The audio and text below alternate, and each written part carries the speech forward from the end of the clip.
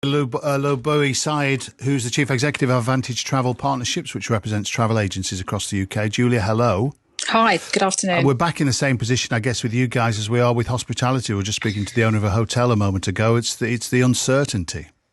It really is. And unfortunately, uncertainty creates cancellations upon cancellations and, rebookings and the complete lack of confidence. Confidence has been kicked out of the industry at a really busy time for both travel and hospitality. It's a really critical time of year when you've had an awful 20 months.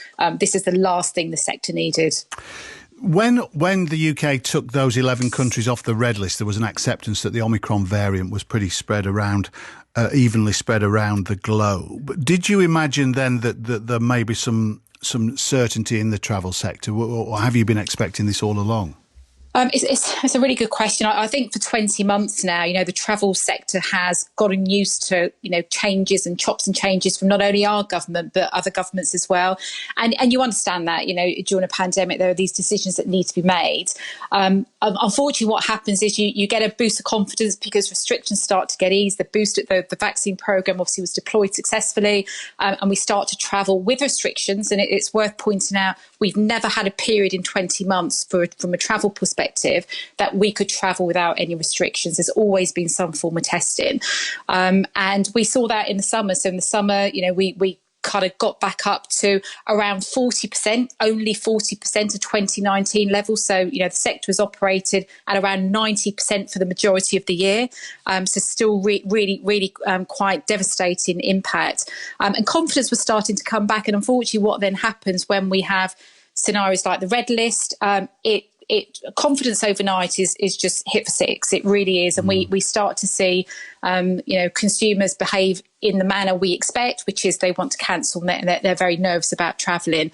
And coupled with that, changes in testing, changes in language, in narrative, confusion, chaos, the way the communications come through, a whole series of different factors really have a huge impact and devastating impact. There's 1 million people that work in travel alone, so devastating impact for the whole sector. Yeah, so on the one hand, you've got people who've already booked cancelling, but on the other hand, you've got those who might suddenly think, I could fancy a bit of winter sun in Tenerife, we'll just stay home.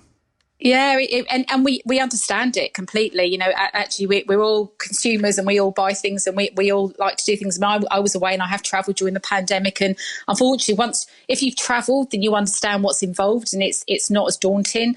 If you haven't travelled, then quite clearly there is some nervousness. And what we're also, Tony, trying to navigate our way through is changes like we've seen with France, changes not only from the UK government, but clearly we're not aligned with other nations. So other countries imposing restrictions have an even double impact to the sector. Lots of issues that we're trying to work through at a time when businesses are really suffering. People working in this sector are suffering. They are working. And unlike the big difference between travel and hospitality, in travel, our members, our agents have to work because they have to cancel, they have to rebook, they do have to do the work. So they need staff in the business to be able to operate and help consumers. Hospitality is a bit different. If you close, you close. If you've got no customers, there's no work. So for us, a lot of our members are working doubly hard without any income. In fact, they're giving it all back.